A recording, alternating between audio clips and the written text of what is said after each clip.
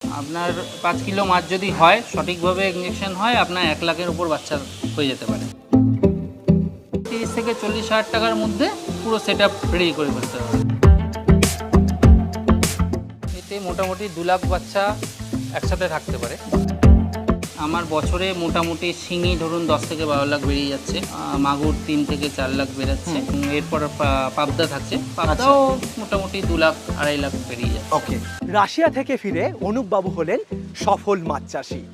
হ্যাঁ, শুনতে একটু অবাক লাগলেও অনুপবাবু দীর্ঘদিন ধরে এই কাজ করে আজ নিজেকে সাকসেসফুল ফার্মার প্রমাণ করেছেন। কিভাবে মাত্র 10x10 ট্যাঙ্কে 30,000 টাকা ইনভেস্ট করে বছরে প্রায় 2.5 লাখ টাকা আয় করা যায়, আজ সেই তথ্যই আমাদের দেবেন আজকের সফল খামারি অনুপ ঘোষ।